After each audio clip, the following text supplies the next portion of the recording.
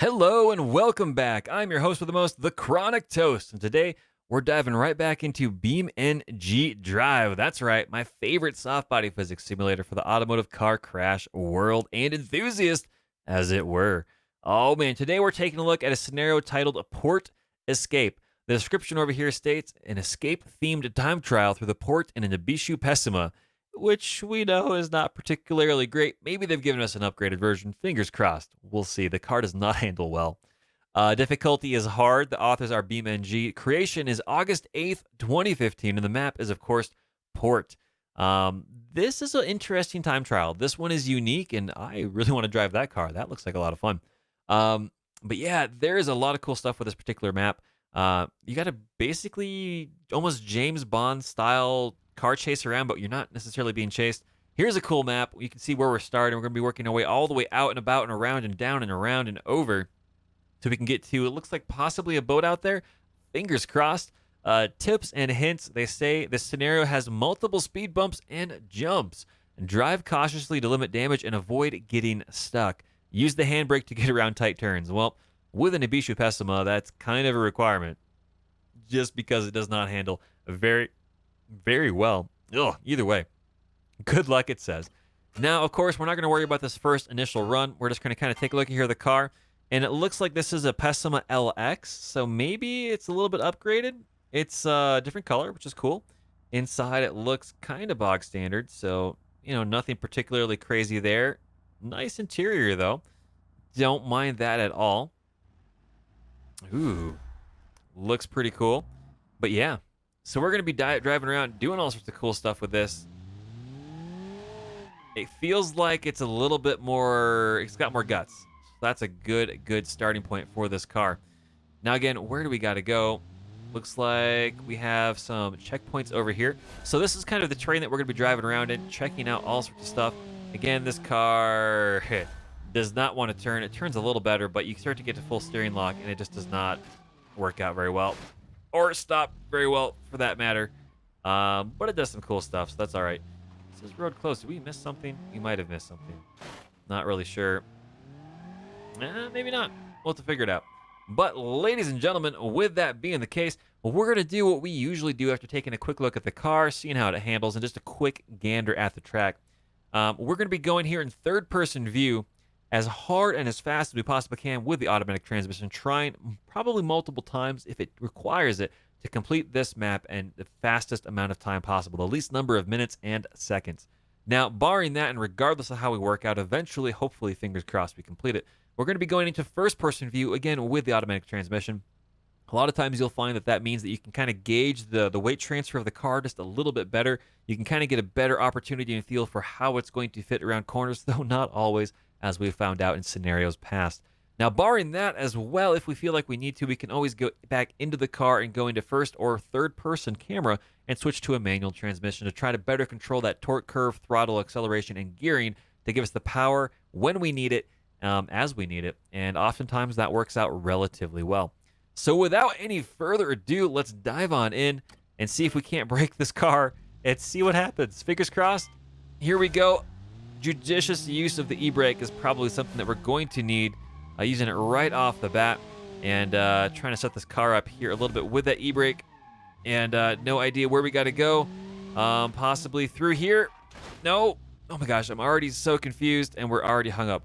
Where is the next check? Oh, the checkpoint's right there. So with that, ladies and gentlemen, it looks like the the road closed signs are not meant for us. So let's go around again. Let's see what we can do with this.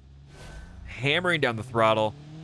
This thing does handle a little bit better than the bog standard Ibishu that we saw before, but it's not much better.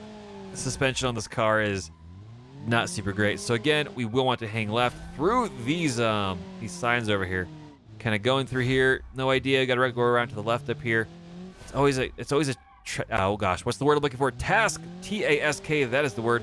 It is always a task, not a Tarrasque. That is a D&D creature monstrosity. It's always a task to try to figure out where the next checkpoint is, and if your car will actually decide to plant the front end and steer, or just kind of skate along. Oh my gosh, going through there over the jump, that's kind of fun. Not too shabby. Punch the e-brake just a little bit here. There it is. And we're coming up here. Looks like it wants to go left. I'm assuming that's correct. It's hard to see. We're angling around all of this dangerous sheet metal and stands.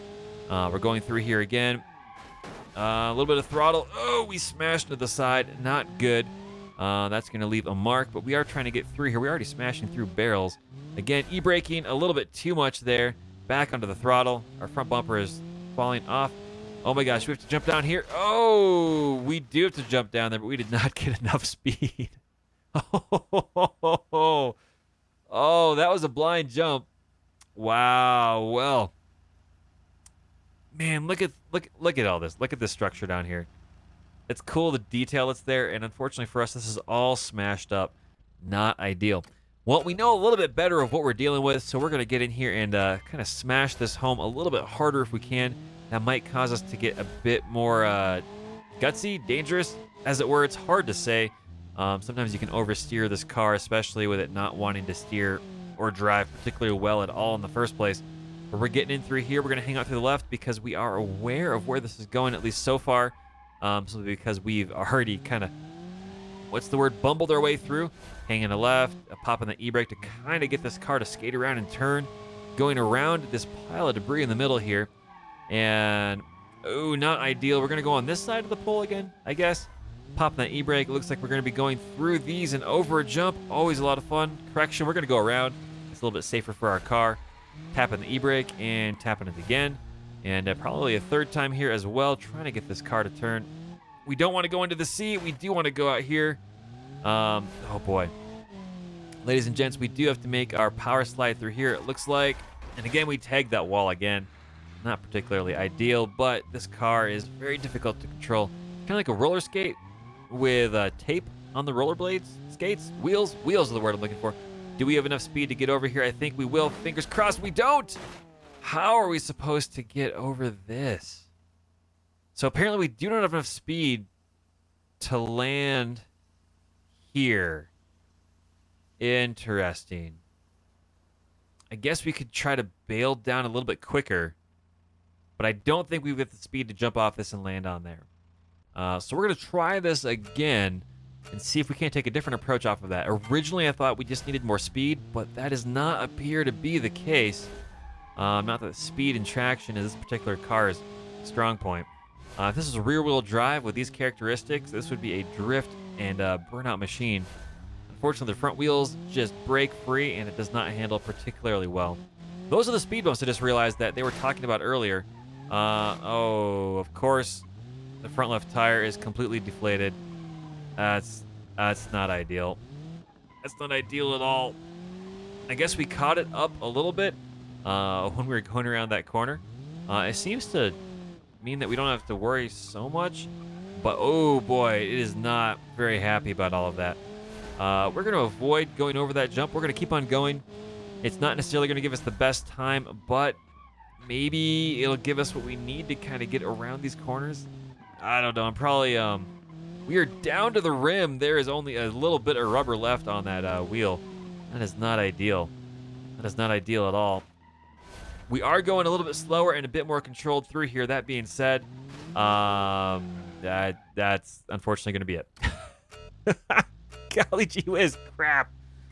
All right. We're going to try to complete this one more time. That jump is what's killed us and basically defeated our opportunities and our efforts every single time so far. So now that we know it's there, and speed is not going to be the thing that gets us through that, at least with our current driving skill set, we will definitely keep that in mind. Oh gosh, there is a pole there. Come on, find that reverse gear. We're going to try a different approach off of that ledge and see, fingers crossed, if we can't make that work in a meaningful way. I feel like I'm overdriving this car now, unfortunately, because we've been through this so many times. We're going to try to not smash into that pole, work through here. We're not going to go over the jump. It's going to be safer to go to the right-hand side, and we're going to be on the ground, which theoretically means we can brake a little bit better and accelerate more rather than just sailing through the air, as fun as that is. I just don't want to risk the car at this point. I find the e-brake is a lot more useful than the main brake usually. Of course, we cut a little bit too close and get there under that pole. The car seems to be okay, so that's all right. This might be where we have that problem. It is. We're going to try to go down here. That works. Not ideal, but hey, our steering is towed in, but hey, we're still making progress. Oh gosh. The steering does not want to work at all. Oh my gosh. We're so close. I feel like we're so close. Oh boy, oh boy, oh boy, oh boy. One more time. I'm not sure what we have to do to get off that. I guess maybe we can get speed. I don't know. I'm not really sure. We do see where we got to go. We did manage to get down, though it just destroyed our right front on our car, which was that's not good because you kind of need both wheels to steer, especially on this vehicle that has very, very little in the way of traction, a lot of torque. I don't think that's the right word, but it does want to break the wheels free relative, I should say, to the weight and capabilities of the vehicle. We did lose the left rear view mirror, the left side mirror. That's the word I'm looking for. We're going to come over here, avoid this post, angle over here. Again, we're going to avoid the jump. We're going to smash through, not too close to the right-hand side because there are I-beams over there. There's a lot of dangerous thing over here if you get off track. This car is not made of very, very strong components. It's kind of what we've already found out. But we are making our way through, relatively doing okay, I think. Doing some fantastic stuff here, dragging that rear end of the car around. That was unfortunately not ideal. We did manage to break free, and our right front wheel is still doing what it's got to do. We're going to go for the jump. We're going to back up over here, try to get as much speed as possible, as much as this car will let us. We're going to go for it. We're going to go for it, ladies and gentlemen.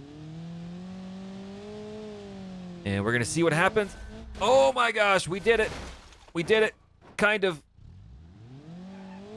Can we get back? Oh, wow, we got back up. Whoa, this is not a good look. This is not a good look for us, ladies and gentlemen. But we did make the jump. This is further than we've been in a long time. We just have to meander our way over here successfully, I believe. Wow, not ideal. The driver, I think, would be okay. Some of the passengers, maybe not so much. There's some weird building structures out here. Wow, that is just ridiculous. We got to work around this vehicle. I don't really want to smash past it because I also don't want to break the vehicle. We want to get here. We're going to jump onto the boat. Here we go. Fingers crossed. Can we do it? We can. We did it. Ladies and gentlemen, into the boat, into the front, through what looked like a propane container. But there it is, 2 minutes and 16.61 seconds. Not too shabby. I guess you just have to get enough speed out of this vehicle to land that jump rather well and then not fall into the ocean. Not super great. But with that being the case, we are going to dive in here and do this in first-person view. Maybe we can get a little bit better sense of what the car is doing. Possibly. I don't know. I think it helps, and we've found that it has helped in previous run-throughs with this car. But this car, even when you go lock to lock, it just does not. The wheels don't bite very well in the front. I don't get a good sense of weight transfer, and I don't think the weight transfer is doing what's intended. I think when the weight transfers onto these right fronts, it immediately overloads the suspension, the shocks, the tires, and it's just too much weight. It's not enough traction. The gear and the tire is not good enough for what we're trying to do with this. And unfortunately, that means that the car does not handle well. It overloads that right front tire, and you just start pushing, right? In racing terms, that's basically called understeering or tight, where the front end just wants to slide around. This is definitely not a loose car. The back end does not want to step out unless we do liberal adjustments of the e-brake, or unfortunately, we smash into the wall. Not ideal, but the wheel still wants to work, which is good. So we're going to get over here. We're going to angle this up, and we're going to gun it. We're going to go for it. Here we go, here we go, here we go. Come on, is it enough? It is, just barely. Oh boy, hang on to it, hang on to it. Ooh. Oh gosh. Come on, come on. Back up onto the pier. Oh man, did we seriously? The axle's broken. Oh, come on, come on. Oh, that would do like, oh my gosh, we pressed the wrong button. That's what we did. Crap, no wonder. Shoot. Parking brake is off. What did we do? Somehow we pressed the wrong button. and it is going into. Yeah, I think it's broken, ladies and gentlemen. I think it's broken. Oh my gosh. Not not good. Not good. Well, one more try, and we're probably going to call it quits on this here. Um, you definitely get a better feel for how things are inside the car, but still, this thing does not handle very well on this scenario. Not at all. Golly gee whiz, it's horrible. It's horrendous. Again, for a commuter car, this wouldn't be so bad, but if you need to trust your car when it's pushed to the extremes of its handling, the Bishu Passiva, even in an LX upgrade, which I think is what this is not the car for you at all.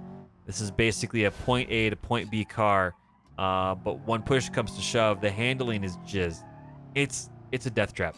If you got to the situation where you started to get some slick roads from snow or rain, or you're trying to run from an alien invasion or whatever it may be, this car just, it's not sure-footed. It doesn't react quite the same way that you'd want it to, and it's a scary vehicle to drive, especially if you're pushing it to the limits of where you're trying to go and what you're trying to do. So I would not recommend this if it was a real car in real life.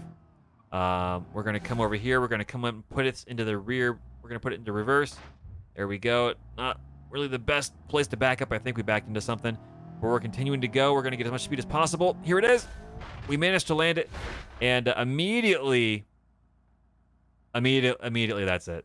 That's it. The car just bounces around in a way that's not super good. Oh boy. Well, ladies and gentlemen, there you have it. A number of runs, a number of attempts. I've basically going to settle in here and say that the most difficult part of this scenario is going to be this jump right up here. Trying to get this done in a way that you don't clip the inside and you land in a situation that you don't clip the outside or kind of cater around here. This car does not handle very well at all. Even in first-person view, it's hard to see. And we've known from previous scenarios that if you need to go in and use the gearbox, it doesn't help it that much better. You can slow down a little bit better, but the handling is just junk. You're not worrying about torque vectoring or anything else with this particular vehicle. It does not work at all very well.